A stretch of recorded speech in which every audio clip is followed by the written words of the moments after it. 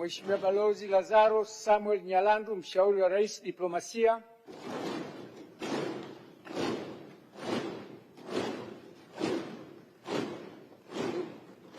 Ndugu James Kaji, mkurugenzi mkuu wa mamlaka ya vitambulisho vya NIDA.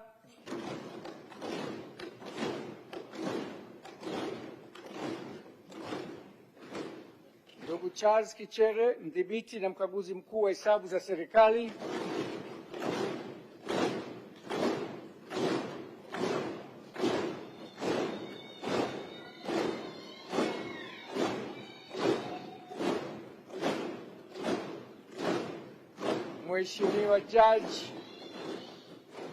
Mheshimiwa Judge Francis Mutungi, msajili wa vyama vya siasa.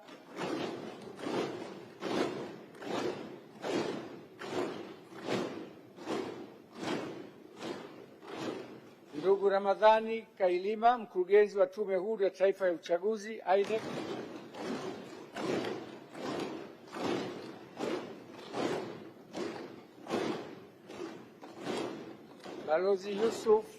Balozi Yusuf Mdolwa, mkuu wa itifaki, Chief of Protocol.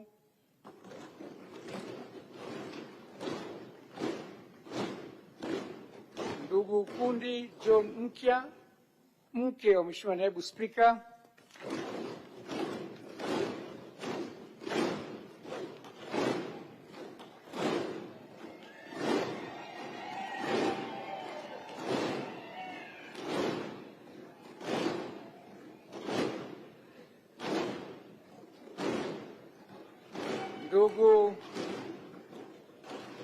Ndugu Fatma Abdurrahmani, mgeni wa Mheshimiwa Spika.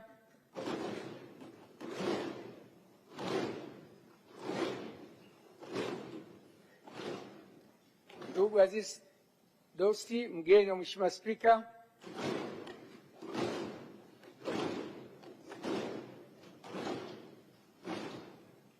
Ndugu Duranya Sebali, mgeni wa Mheshimiwa Naibu Waziri wa Elimu, Sayansi na Teknolojia.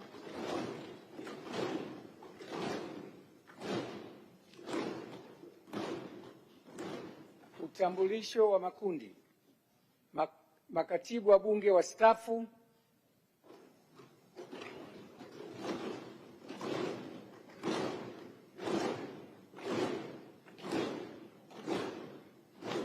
Makatibu wakuu.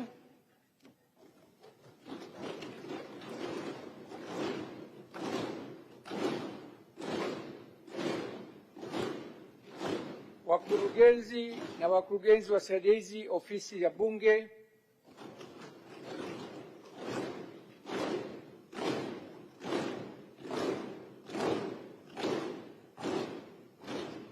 Viongozi na watumishi kutoka Wizara ya Mambo ya Nje na Ushirikiano wa Afrika Mashariki.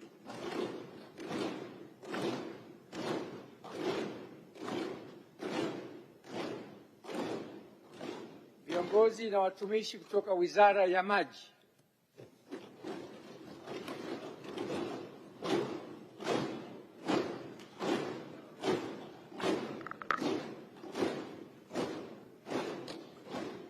Mheshimiwa Rais, karibu sana.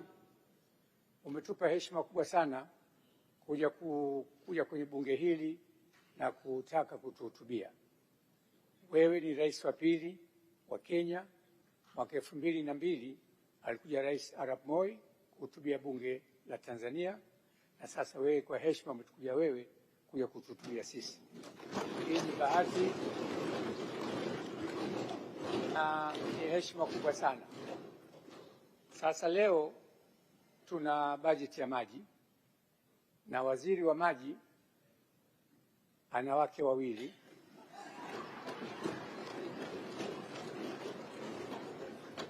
Mke mmoja ni mbunge anaye hapa ndani.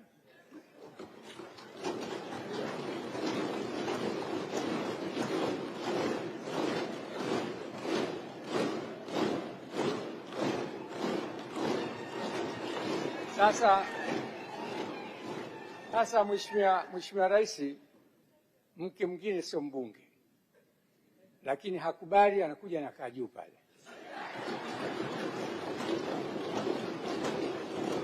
Mheshimiwa Rais, karibu sana.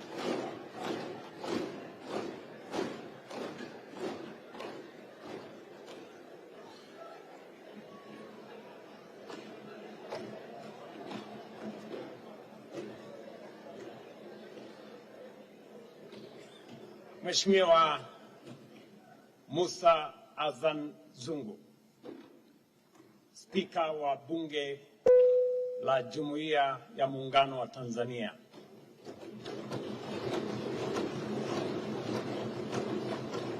Mheshimiwa Waziri Mkuu, waheshimiwa wa bunge hili la Jumuiya ya Muungano wa Tanzania, waheshimiwa viongozi, mabibi na mabwana, hamjambo. Asalamu alaykum. Wacha nianze hotuba yangu kwa kuwapatia historia ya Kiswahili.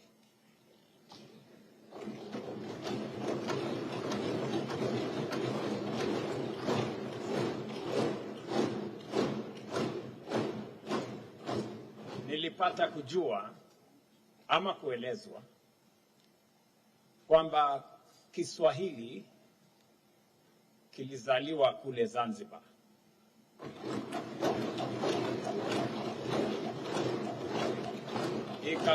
Ikakuwa na kubalehe huku Tanzania bara.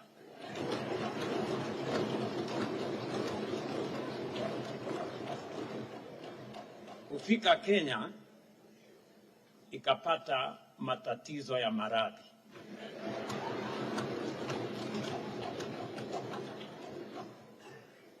Kufika Uganda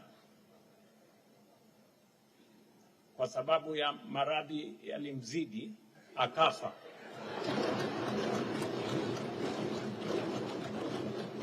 Na mazishi yalifanyika kule Kongo.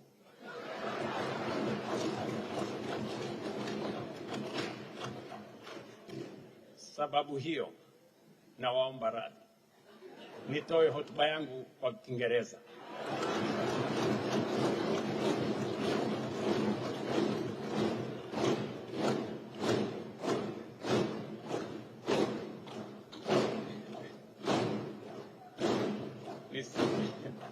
Asanteni.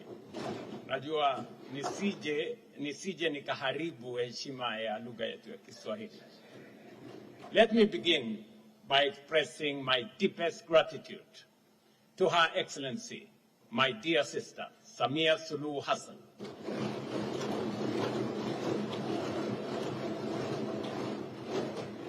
for her gracious invitation to undertake this historic state visit to your great and sisterly nation, the United Republic of Tanzania.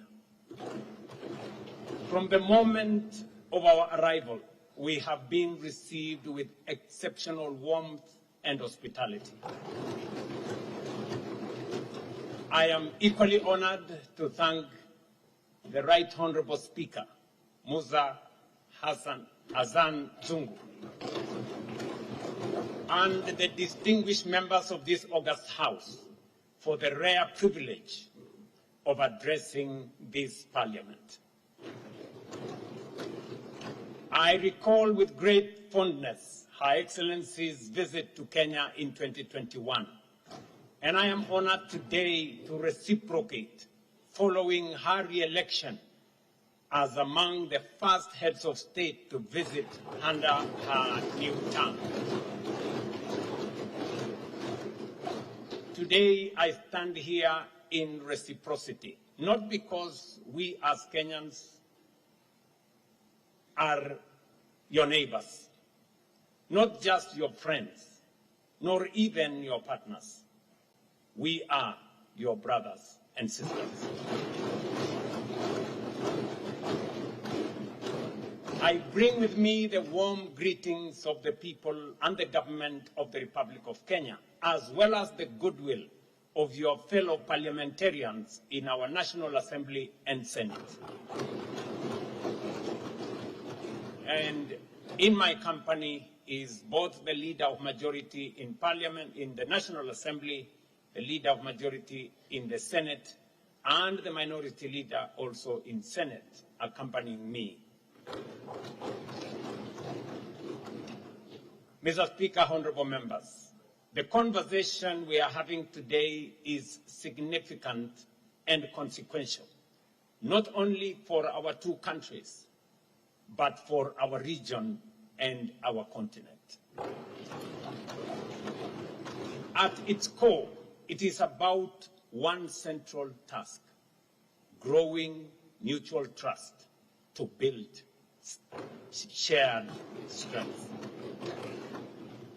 For far too long, relations among neighboring countries have been shaped by competition, suspicion, and rivalry, forces that have fragmented our markets, weakened our voice, and constrained our collective progress. And if we are to be honest with ourselves, ndugu majirani, some of these forces are still very alive with us. They still shape our narratives. They still influence our relations. Yet, our founding fathers, Mzee Mwalimu Julius Kabarage Nyerere and Mzee Jomo Kenyatta, saw beyond this prism.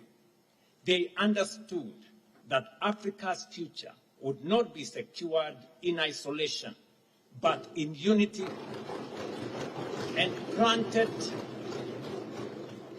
they planted the seed of regional integration because our destinies are intertwined, and our strength lies in moving forward together.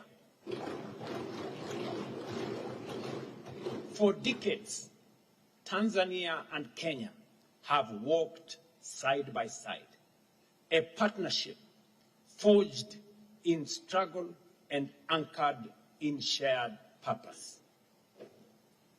At its foundation, two towering figures of our African history, Julius Nyerere and Jomo Kenyatta. Their partnership, built on different but complementary visions, inspired a model of unity that transcended borders. Even during the struggle for independence, including the Mau Mau period, Tanzania stood with Kenya, affirming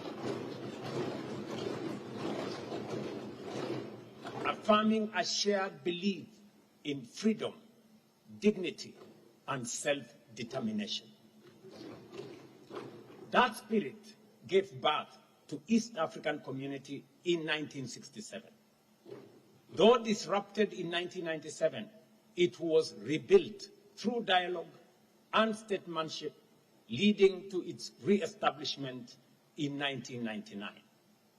Today, that community stands renewed and expanded, but its foundation remains the same: a growing partnership between our nations, defined not by the absence of challenges, but by our ability to overcome them and move forward together in pursuit of shared growth and shared strength. Waheshimiwa wabunge, kuna msemo unaosema unaweza kuchagua rafiki, jirani unapatiwa na Mungu.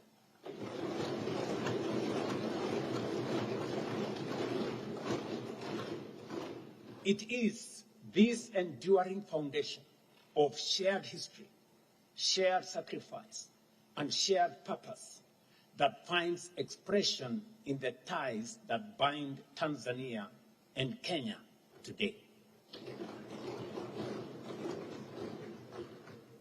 Waheshimiwa, we share a border that stretches nearly 800 kilometers from the Indian Ocean at Lungalunga and Horohoro, along Kilimanjaro, across the Masai Mara and Serengeti to Lake Victoria. That boundary is not merely a line on the map. It binds our destinies as a vibrant corridor of trade, culture, and human connection, where goods, ideas, and people flow, reminding us that our progress and our setbacks are intertwined. We share a language, Kiswahili, spoken by over 100 million people across East Africa, making it one of the most widely spoken African languages and a powerful unifying force across our borders.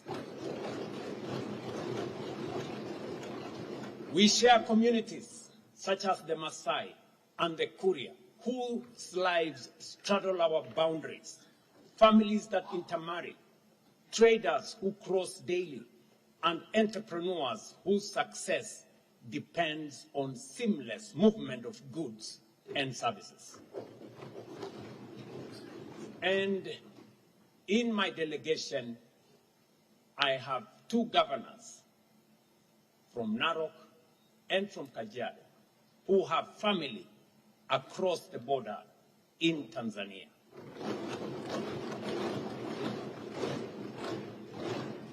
But perhaps the most powerful illustration of our unity is found in nature itself.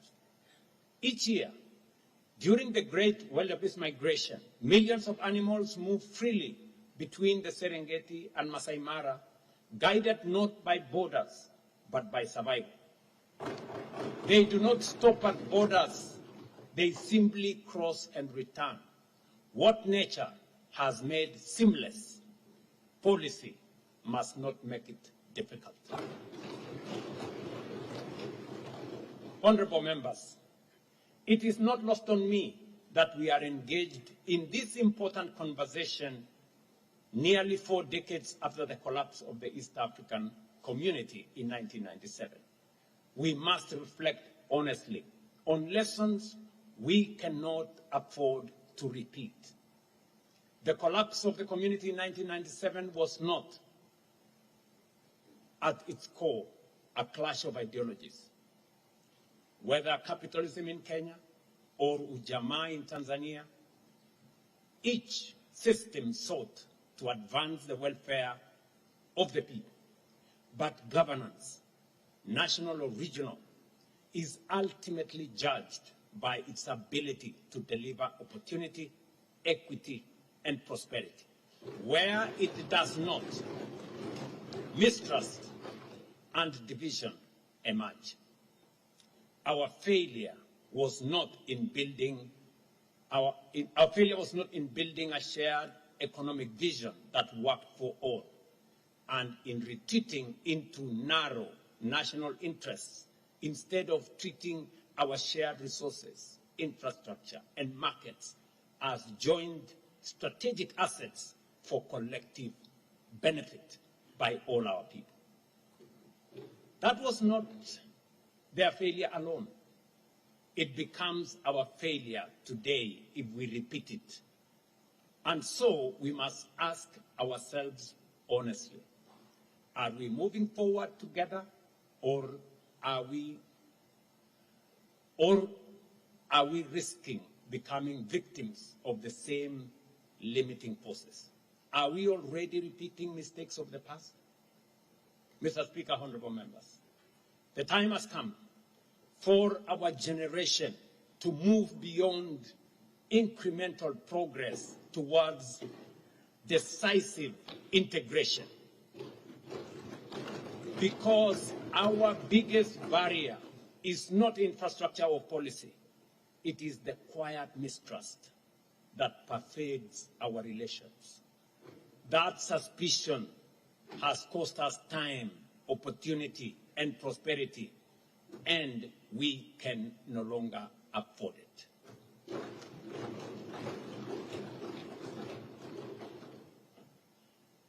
Tuko na maadui wengi, ndugu wa Tanzania, ndugu wa Kenya. Tuko na maadui wengi. Maadui wetu sio wa Kenya. Maadui wetu sio wa Tanzania. Maadui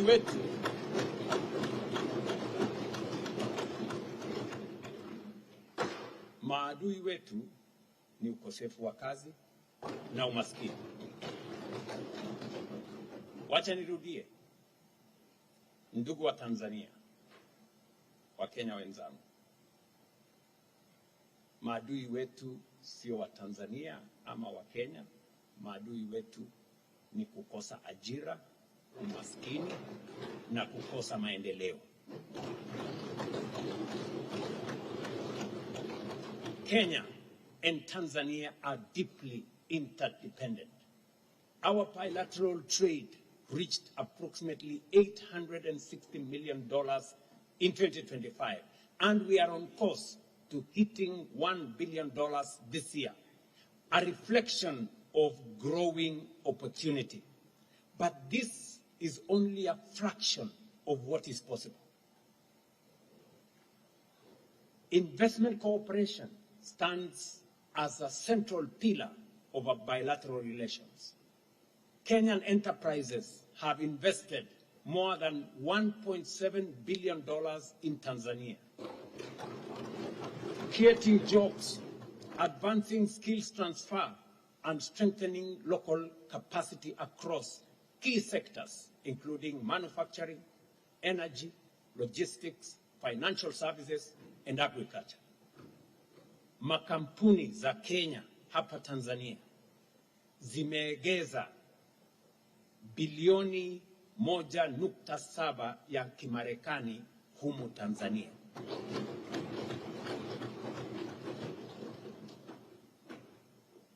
At the same time, Tanzanian investments in Kenya, now valued at $336 million, are steadily expanding, driving employment, deepening cooperation linkages, and fostering shared growth.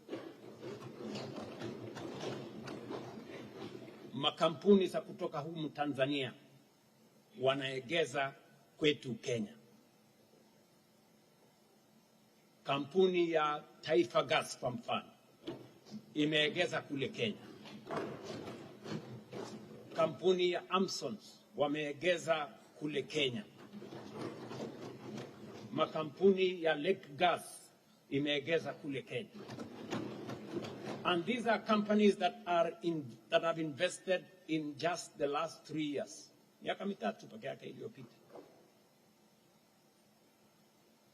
With recent strategic investments from Tanzanian investors in Kenya, I expect this value of investments to more than double by the end of this year.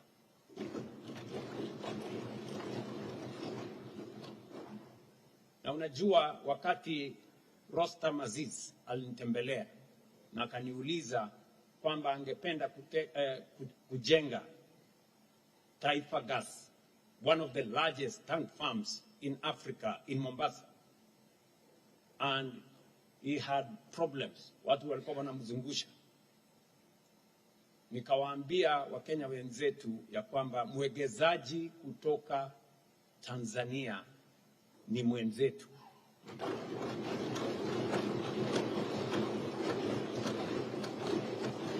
Anatuletea pesa, anatuletea uwegezaji. Tunachukua muda mrefu sana kutafuta waegezaji. Lakini kasumba ambayo imekuwa pale nyuma ni kwamba mwegezaji lazima awe mzungu. Lazima awe mweupe. Lazima awe foreigner. Lakini mambo sivyo tena. Tuko na kampuni 500 za Kenya zinazoegeza humu Tanzania. Nimefungua milango kwa makampuni ya Tanzania wakuje waegeze Kenya.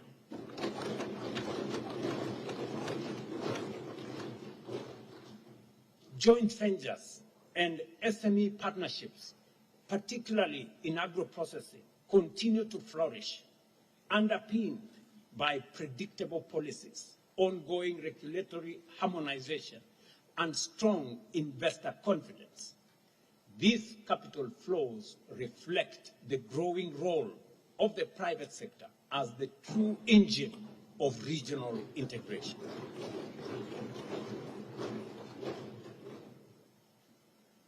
Wakati kampuni ya Tanzania walikuja na wakanunua kampuni ya Bamburi Cement, kuna watu walilalamika kwangu, wakaniambia, mbona unaruhusu kampuni ya Tanzania kununua hii kampuni ya simiti hapa Kenya?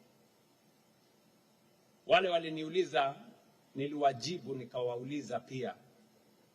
Kampuni hii ilikuwa inamilikiwa na watu wa Ufaransa. Mbona hamkulalamika siku ile ilikuwa inamilikiwa na Wafaransa, leo inamilikiwa na Tanzania, mnalalama? These cross-border investments are not merely flows of capital. They are powerful catalysts for expanding trade, the deepening interdependence of our manufacturing and agro-processing sectors in driving sustained demand for raw materials while spurring investment in value addition and integrated supply chains for export. With the right policy support, this momentum can significantly expand bilateral trade beyond current levels and position our two economies to capture a larger share of opportunities within the East African community and the Africa Continental Free Trade Area. Across the East African community, intra-regional trade stands at between 15 and 20%, meaning the vast majority of our trade still takes place outside our region. Yet, this is not a limitation. It is an opportunity. By expanding and trading more with each other, we create jobs, expand markets, strengthen industries, and build resilience across global shocks. At the heart of this opportunity are our young people. Across Kenya, Tanzania, and a wider region, millions of young men and women are entering the workforce each year with talent, ambition, and determination. What they seek is not charity, but opportunity. By deepening our integration, expanding trade, and investing in shared infrastructure, we are not only growing our economies, we are creating pathways to jobs, enterprise, and dignity for this generation of young people. In doing so, we are also addressing one of the most pressing challenges of our time, ensuring that the energy of our young people is harnessed for progress, stability, and shared prosperity. Ladies and gentlemen, members of parliament, for this to happen, we must move beyond narrow national calculations and embrace a mindset of partnership where each country's progress reinforces the other's success. It must be grounded in physical connectivity, shared infrastructure, and deliberate investment that bring our economies closer together in practical and measurable ways. That is why the project we are advancing together are so consequential. The development of the road corridor from Malindi through to Lungalunga to Dar es Salaam is not merely a transport upgrade. It is a strategic artery of commerce, tourism, and people exchange along our Indian Ocean coastline. Similarly, the planned expansion of railway connectivity from Voi through Singida and onward towards Burundi represents a transformative step towards linking our hinterland markets, unlocking trade routes into the Great Lakes region, and positioning East Africa as a gateway between the Indian Ocean and the heart of our African continent. Let me also mention the 400 kV Kenya-Tanzania power interconnector, spanning over 500 kilometers, has done more than connect two grids. It has synchronized our electricity systems, enabled power trade, improved reliability, and reduced vulnerability to supply shocks. And as we look ahead, the proposed Shinyanga, Mabuki, Kilgoris, Rongai interconnector will deepen this integration further. It will expand transmission capacity, strengthen the East African power pool, and allow us to optimize our diverse energy sources, Tanzania's gas, Kenya's geothermal and wind, and the region's broader renewable potential into a more reliable and competitive regional energy market. But infrastructure must also be owned in a way that creates confidence and shared responsibility. The recent decision by Uganda to acquire a stake in the Kenya Pipeline Company in Kenya is significant. In one act, it transformed its role from a user to a partner, turning the pipeline into a shared regional asset anchored in mutual benefit, energy security, and long-term confidence. In the same spirit, Kenya stands ready to invest as a strategic partner in the proposed oil refinery in Tanga.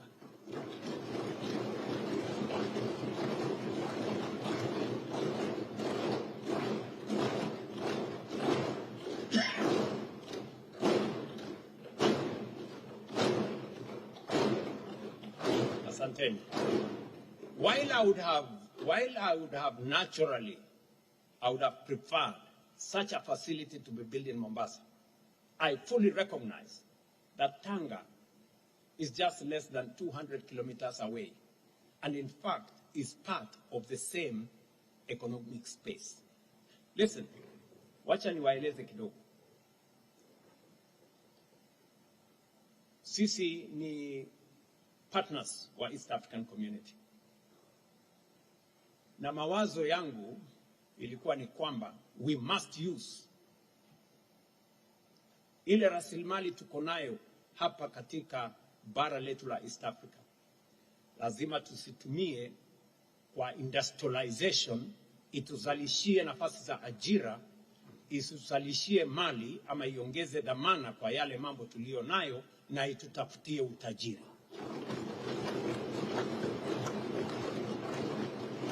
Tayari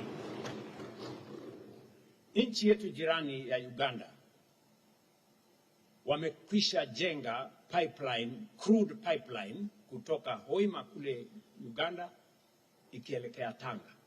Itakuwa tayari kwa miezi chache zijazo. Wakati niliketi na Rais Museveni, nikamuuliza mzee, mbona tuchukue mafuta yetu tuende tuifanyie refinery sijui mahali gani, alafu tufuatilie tuende tununue mafuta ama oil products kwa bei ambayo ni ghali? Mbona sisi wenyewe tusijenge refinery hapa?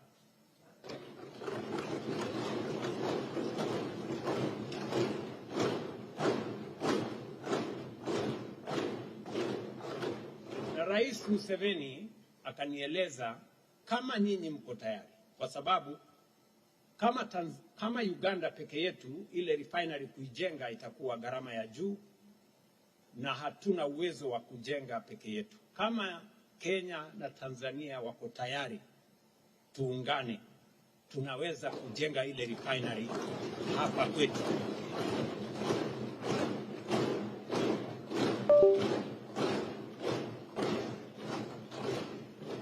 Mimi nikatumana technocrats wangu wakaenda wakakutana na Rais Museveni, tukakubaliana zile nambari, ikafanyiwa calculation, tukajua ya kwamba tukiungana nchi zetu tatu kujenga refinery hapa itakuwa ni jambo la muhimu, itatuletea ajira, Sijui kama tunaelewana ba. Ndio sababu hiyo nikapendekeza ya kwamba tuwe na kongamano. Tukawa na kongamano hile kule Nairobi, tukawaita wale matajiri wetu wa bara letu la Afrika, kina Dangote na wengine ambao wameshajenga refinery wakati mmoja, na tukakubaliana ya kwamba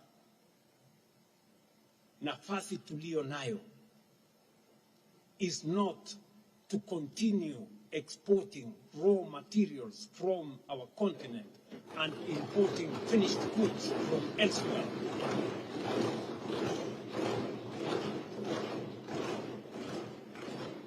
Na ndio sababu hiyo tukapendekeza ya kwamba tukiungana Uganda, Tanzania na Kenya tunaweza kujenga refinery, ndio tuhakikishe ya kwamba ile mafuta tunairefine hapa kwetu, pesa inabaki hapa kwetu, nafasi za ajira inabaki hapa kwetu,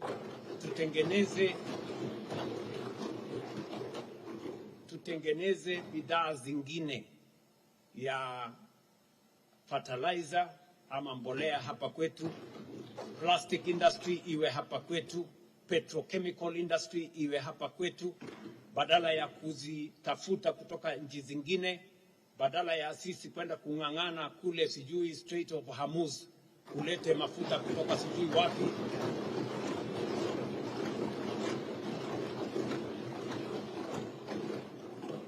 Sasa nimesikia nyie mnamuuliza Mama Suluhu maswali magumu.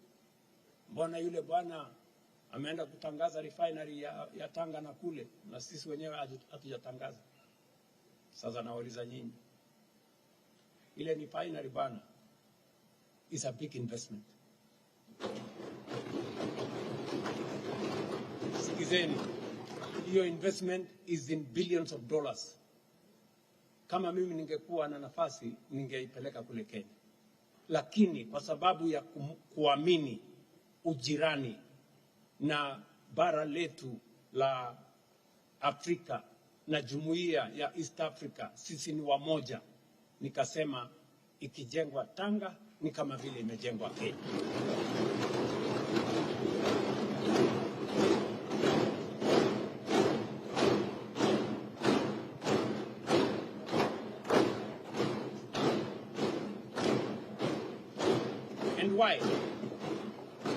And why are we building it in Tanga? It is because the crude pipeline is already heading to Tanga. Na mafuta pale tukimalizia itakuwa sehemu fupi sana kutoka Tanga mpaka Mombasa. Tupeleke mafuta alafu tuweke kwa ile pipeline ambayo tuko nayo tayari. It will make our Kenya pipeline commercially viable, better, and hatutakuwa tunasumbuka na sijui Hormuz na wapi kutoka hapa Tanga mpaka Mombasa.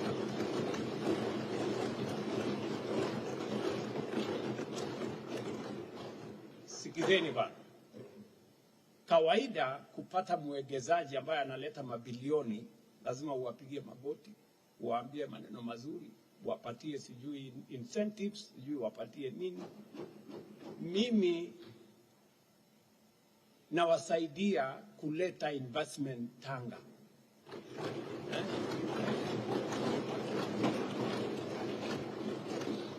Kama mungekuwa watu wangwana, mungetulipa sisi wa Kenya. Mungesema asante sana. Kwa hivyo, let us work as East Africans. What is good for Tanzania is good for Kenya. And what is good for Kenya is good for Tanzania. Tafadhali na wasihi, nikiwa rais wa pili, kwa mapenzi ya Mungu na kwa heshima yenu, kuhutubia bunge hili la watu, the great people of Tanzania, I want to ask you, sisi ni wamoja bana. We are one people.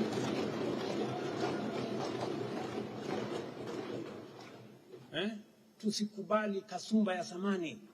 Sijui Wakenya ni maadui wa hawa, sijui wa Tanzania. Hapana. We are one people. We have a common destiny. Nimewaeleza wa Kenya sio maadui wa Tanzania. Wa Tanzania sio maadui wa Kenya. Maadui wetu sote ni pale ambapo hatuna mali, hatuna nafasi za ajira, hatuna fedha. That is what we must struggle against. Na nataka niwaeleze. Kuna semekana na uko kwetu kwamba mali unaweza kuwazima ama kugawa, lakini umaskini haugawanyiki bana.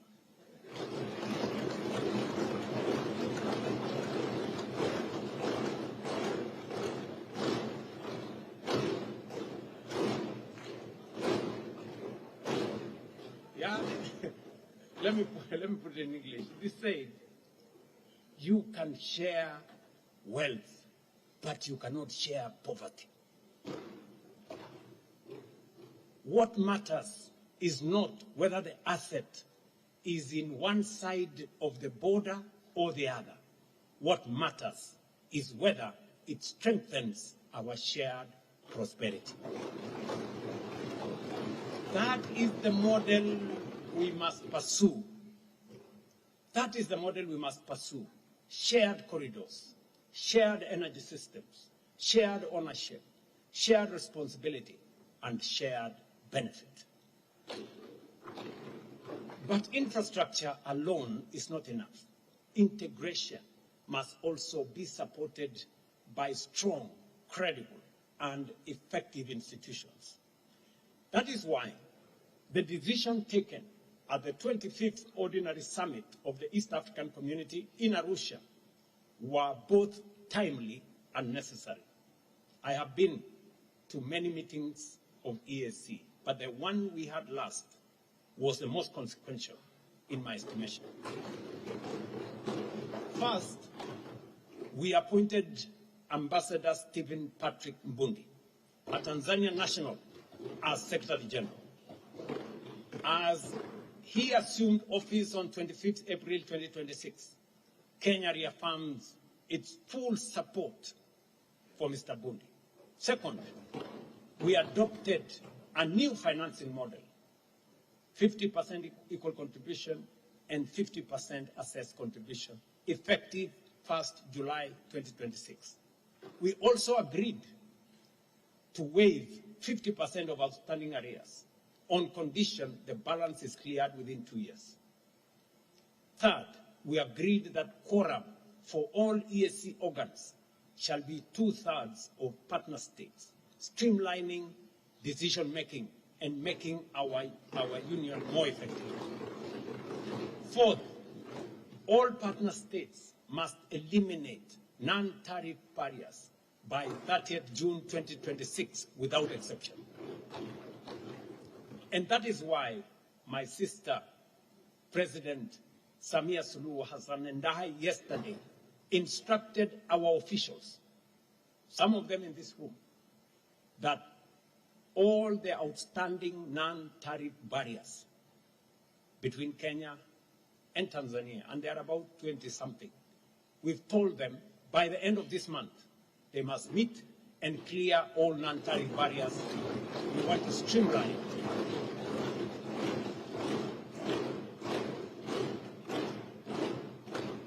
And ladies and gentlemen, honorable members, I must commend the leadership, the outstanding leadership of President Samia Suluhu on this matter.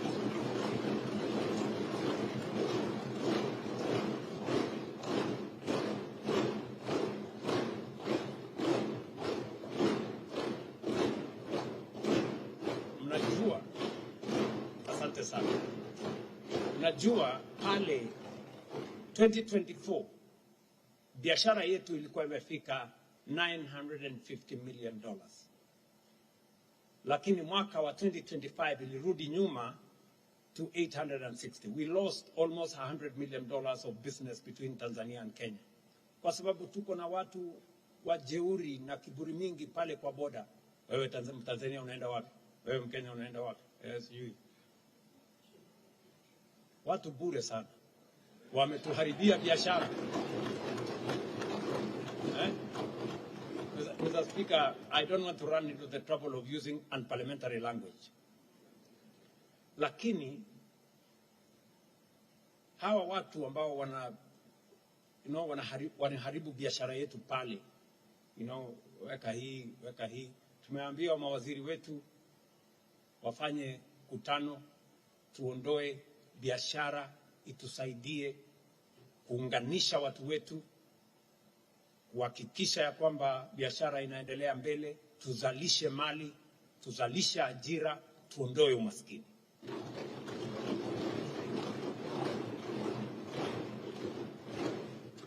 Honorable members, implementation now is key. It requires a whole of government approach with Parliament at the center.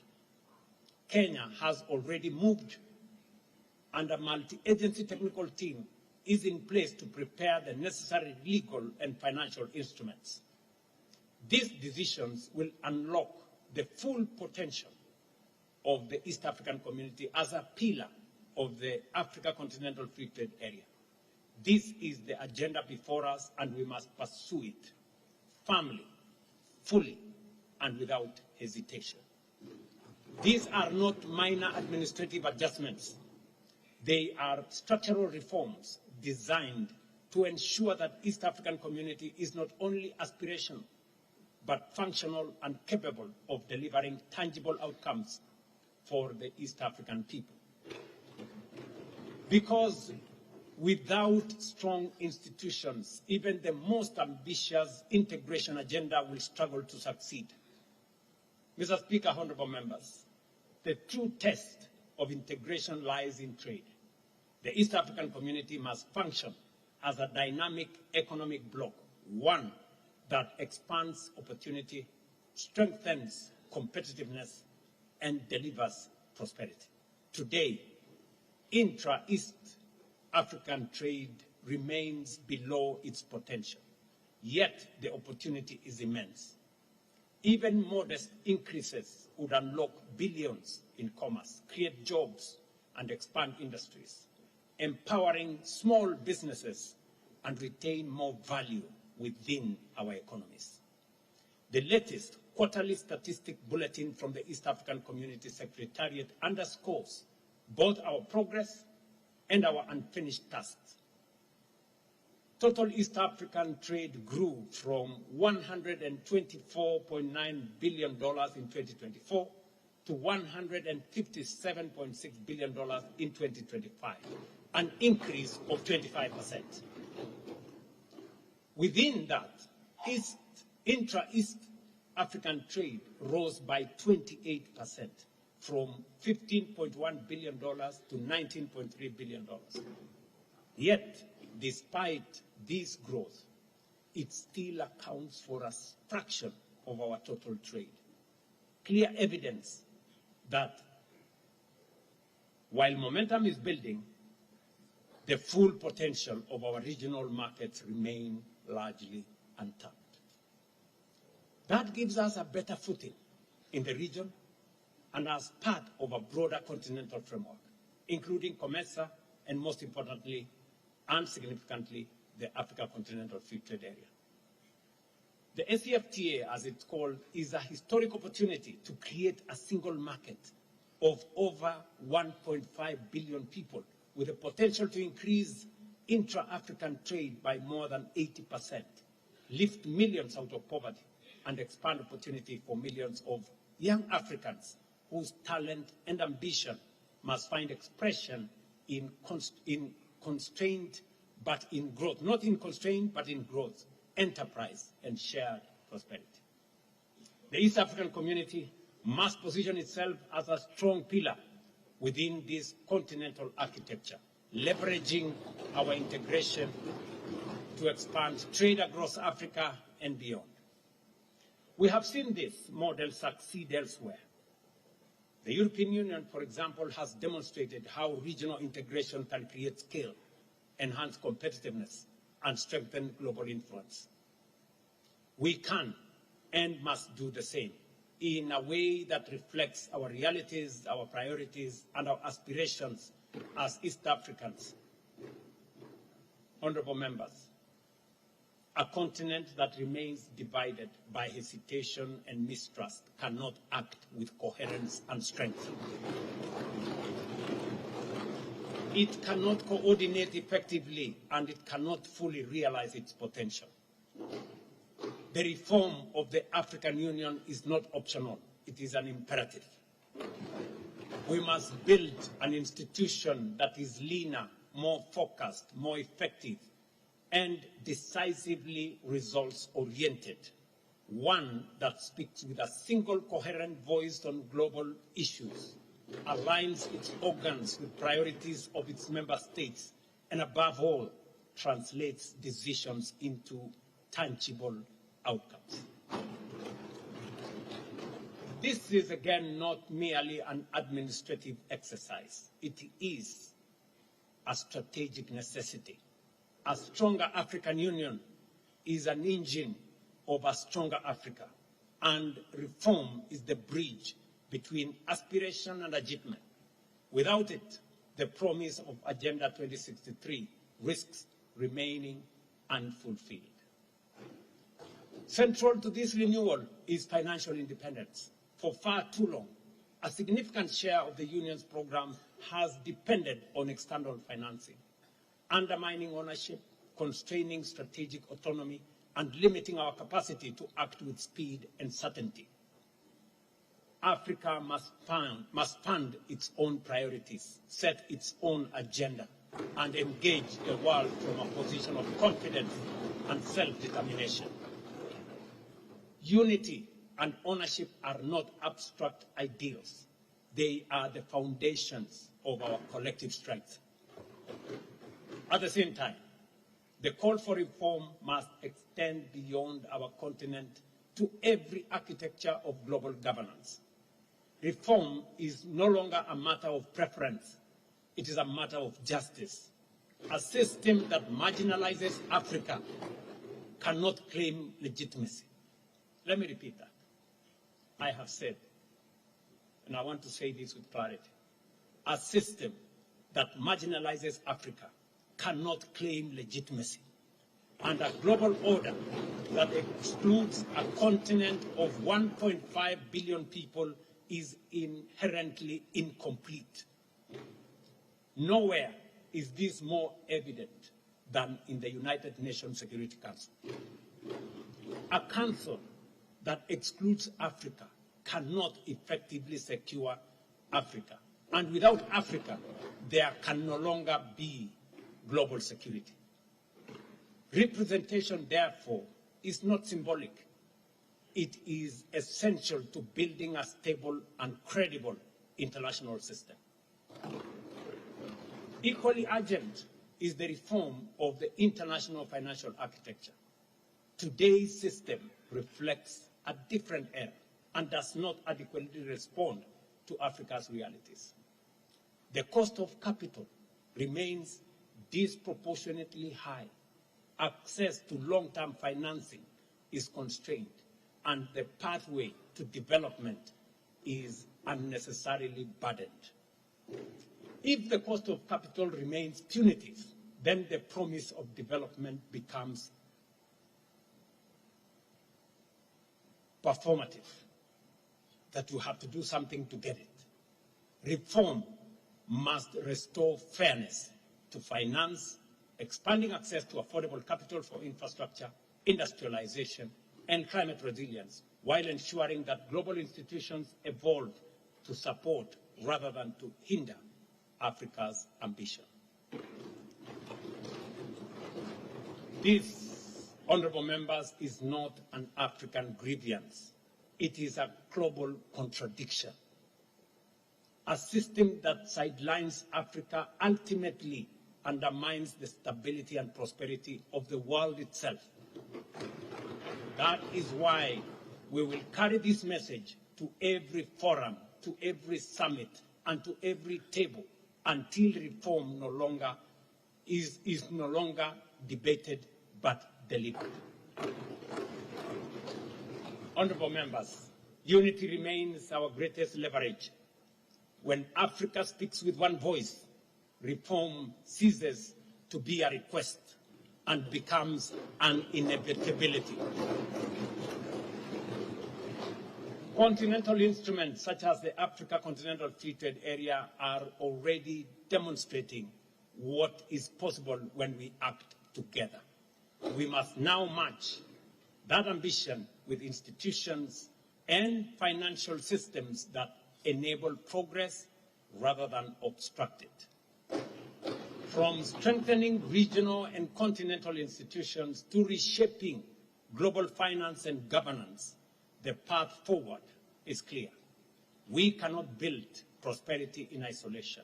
We cannot secure progress alone. We cannot shape the future while divided. We must build it together, deliberately, systematically, and with unwavering resolve. Mr. Speaker, honorable members, as I bring this address to a close, allow me to reflect briefly on leadership. Leadership is above all a privilege that comes with responsibility.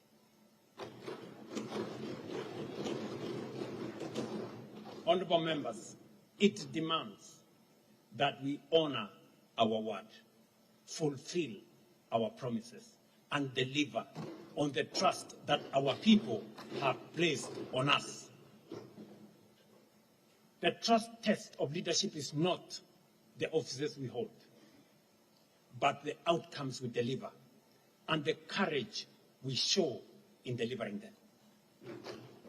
In Kenya today, we are making deliberate progress in expanding healthcare, strengthening education, and delivering housing at scale as part of a broader commitment to dignity and shared prosperity. These efforts have required courage, the courage to make difficult decisions in pursuit of long-term national gain, because leadership is not about following the crowd, but about leading with conviction, even when the path is not easy. It is this same spirit that we must now lead beyond our borders, because the choices we make as nations will determine the strength we build as a region and the influence we command as a continent. The investments we are making in infrastructure, energy, agriculture are not projects for one country alone. They are part of a broader vision of shared strength, one that connects our economies, aligns our interests, and advances our common future. And so, I extend a clear invitation to the private sector in the United Republic of Tanzania. Let us partner in this transformation. Let us invest together, build together, grow together, so that the prosperity we create is not divided but shared.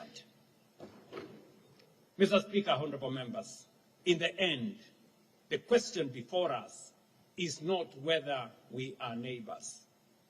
It is whether we will choose to act as partners. It is whether we will remain constrained by suspicion or rise together in shared strength. Because from neighbors to nations to the global stage, our future will be defined not by what separates us, but by what we choose to build together. Let me say one more thing. This morning, I had the privilege to speak to Masha. I think it's called Masha Mashomba. The good gentleman who is the managing trustee of NSSF Tanzania. And I've often referred to NSSF Tanzania in Kenya because you decided in 1997 that savings is a culture you must build. And today, your National Security Fund demands by law that you save 20%, both by employer and employee, at your National Social Security Fund. We did just change the law in 2023 in Kenya to follow in the footsteps of what Tanzania have done. And today I was talking to Masha, and he was telling me the progress of his building in Nairobi, Upper Hill, Nairobi. He's building a 22-story building, twin tower, $51 million from your own savings here in Tanzania. What a lesson for us as Kenyans, you know? And that he was telling me in 2 years, the building will be ready. That is how, honorable members, we must take charge of our own development and our own prosperity. We must learn to mobilize domestic resources. We must learn that we can build our resources by mobilizing domestic resources. And we know, economists tell us, that investment is a function of savings. You cannot invest what you don't have. So we are learning lessons from one another. And I'm very proud that my sister Samia Suluhu and I, at this moment in the history of our two nations, we are working together closely to bring the people of East Africa together, to eliminate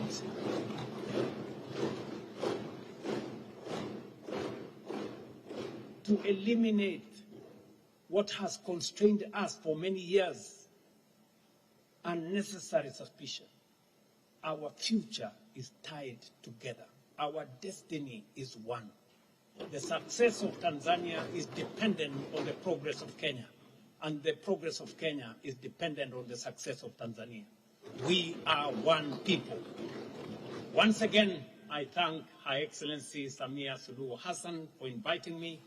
I thank the Right Honorable Speaker and the distinguished members of this House for your honor for me to address this Parliament, and for the friendship that makes this partnership not only possible, but enduring. Asanteni sana na Mungu awabariki.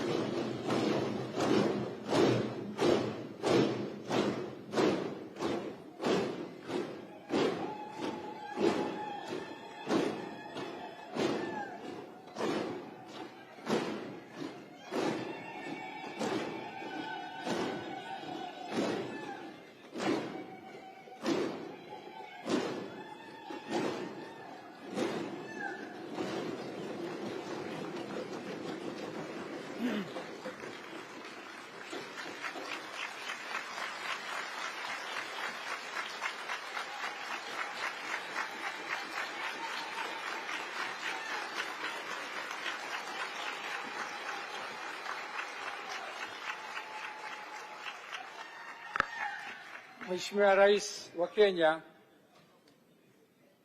lazima tukubali address yako kwenye August House hii, inspiring, monumental, and it will be remembered. Asante sana. Sasa Mheshimiwa Rais, sisi tuna utamaduni kwenye Bunge kwa mgeni wa heshima kama wewe, lazima tupate mawili matatu kutoka baadhi ya watu. Dakika mbili. Kwanza namkaribisha Mheshimiwa Wesu ambaye ndiye anatoka kwenye mkoa ambao bomba la mafuta linapita. Na I hope hataongeza mke mwingine. Mheshimiwa Wesu, karibu, dakika 2-3.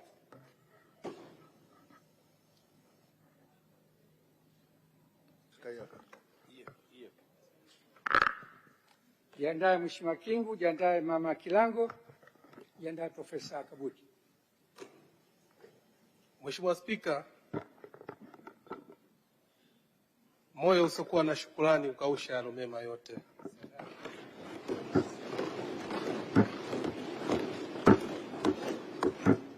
Kwa dhati ya moyo mmenipa nafasi hii kutoa shukrani kwa niaba ya wananchi wa mkoa wa Tanga. Nimshukuru sana Rais Daktari Samia Suluhu Hassan kwa moyo wake na upendo wake wa kumkaribisha Rais wa Kenya wa Jamhuri ya Kenya Dr. William Samuel Ruto. Amezungumza mara nyingi sisi kwa wasaidizi wake kwamba Dr. William Samuel Ruto ni kaka yake, na sisi kama wasaidizi wake amesisitiza mara kwa mara kufanya kazi kwa umoja na mshikamano. Nataka nikuhakikishie Mheshimiwa Rais Dr. Samuel Ruto, mimi ni waziri wa maji ambayo nimepewa dhamana, tunafanya kazi kwa ukaribu na Mheshimiwa Engineer Eric Mugaa ambaye ni rais wako wa maji na umwagiliaji Jamhuri ya Kenya. Mheshimiwa Spika, dunia ya sasa inataka viongozi watakaoleta matokeo. Na baba wa taifa aliwahi kusema uongozi sio cheo, uongozi ni matokeo. Mheshimiwa Daktari Samia Suluhu Hassan, Dr. William Ruto, hawa ni viongozi wetu wa matokeo. Tuwapigie makofi mengi sana. Imamu Shafi aliwahi kusema nyoyo za binadamu inaongeza mapenzi makubwa hasa kwa viongozi ambao wanatenda mambo yaliyo mema kwa watu wao. Kwa haya ambayo amezungumza Mheshimiwa Rais wa Jamhuri ya Kenya pamoja na Rais Daktari Samia Suluhu Hassan, hakika wataendelea kukumbukwa na kubaki katika historia kwa matendo mema ambayo wanawatendea hasa wa Tanzania pamoja na Jamhuri ya Kenya. Mimi nimetokea Tanga. Mji wa Tanga tumekuwa tukitangatanga hasa katika maendeleo. Lakini leo umezungumza hapa hakuna swala la ubinafsi katika maendeleo. Umesema refinery ikajengwe Tanga. Mungu atakubariki Mungu.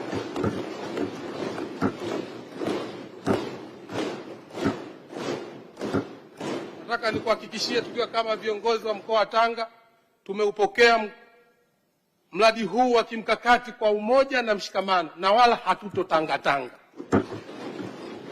Tutaleta ushirikiano. Tuna mkuu wa mkoa mzuri na tuna viongozi wazuri pamoja na rais wetu na maelekezo ambayo atakayotoa. Tutahakikisha mradi huu unakamilika kwa wakati na manufaa yanakuwa makubwa kwa Watanzania na Wakenya pamoja na nchi za maziwa makuu na wenzetu wa Uganda. Mheshimiwa Rais, mimi sina maneno mengi sana ya kusema, ila kikubwa ukipata viongozi ambao wanawazia mema wa Tanzania pamoja na Wakenya ni jambo kubwa. Mungu awabariki sana na Mungu atawalipa katika safari zenu. Asante sana Mheshimiwa. Mheshimiwa Kingu.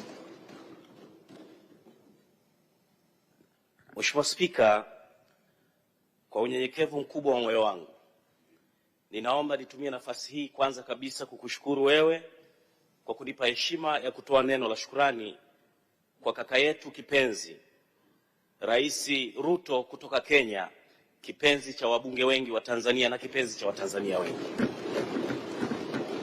Mheshimiwa Spika, maneno aliyoyatoa Rais Ruto katika bunge hili leo, nafsi yangu imenikumbusha niamini ya kwamba ndoto za hayati baba wa taifa Mwalimu Julius Kambarage Nyerere, ndoto za Jomo Kenyatta zingali zinaishi katika mioyo ya marais hawa wawili, Daktari Samia Suluhu Hassan na Daktari Samuel Ruto, kipenzi cha Watanzania, kaka yetu kutoka Kenya.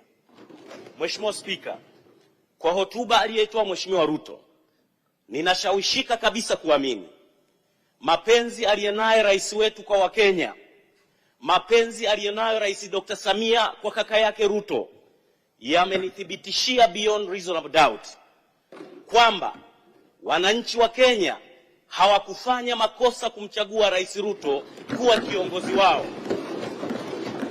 Wananchi wa Kenya hawakufanya makosa kumwamini Dr. Samuel Ruto kuwa kiongozi wa nchi yetu jirani, watu ambao tunawapenda.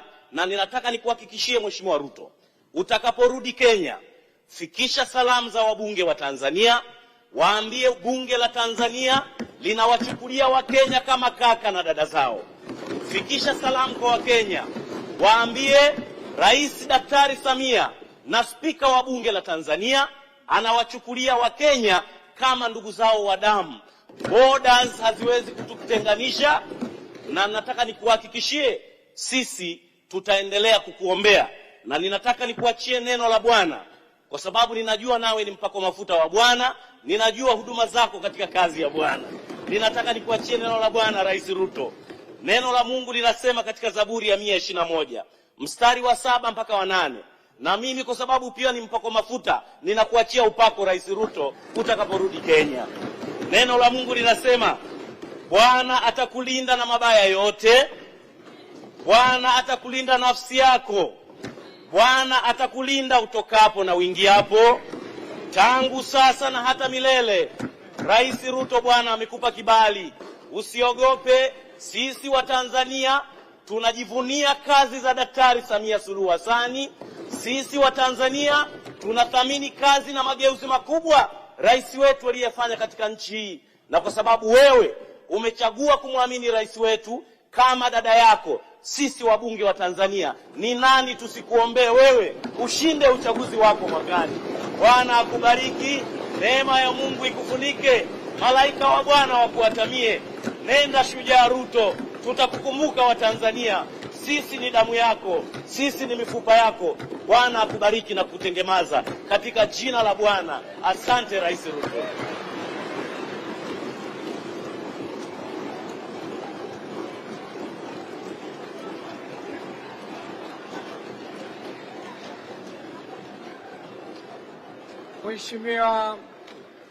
Mheshimiwa Mama Ana Kilango.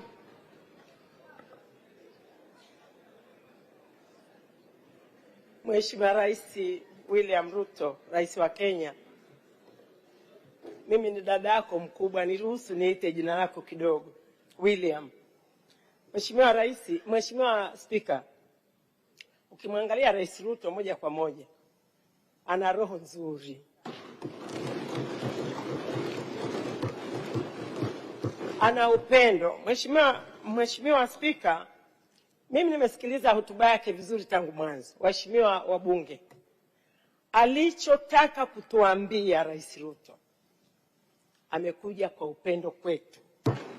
Anachotaka Rais Ruto, wabunge wa Tanzania, maana ukishazungumza wabunge wa Tanzania, ukizungumza nao umezungumza na Watanzania wote. Message kubwa aliyoileta kwetu Rais Ruto, tuendelee kushirikiana sana. Mheshimiwa Rais Ruto, sisi wa Tanzania tunawapenda sana wa Kenya.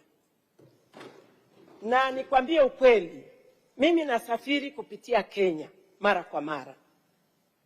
Tunapata mahusiano mazuri sana na Wakenya wenzetu.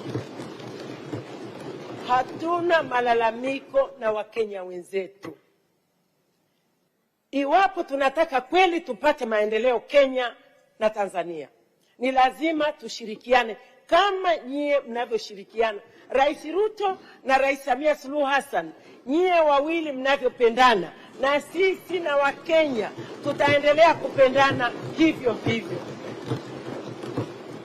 Kwa sababu nimepata nafasi hii kidogo ya kuzungumza na wewe, nikuletee salamu kutoka kwa baba yako anaitwa John Samuel Malechela, ndiye mume wangu. Ameniambia nikusalimie sana, lakini na sisi wanawake wa Tanzania tunaomba ukamsalimie sana Mama Raheli Ruto. Tunampenda sana, tunamtamani sana, na tumesikitika leo kukuja naye, lakini mpelekee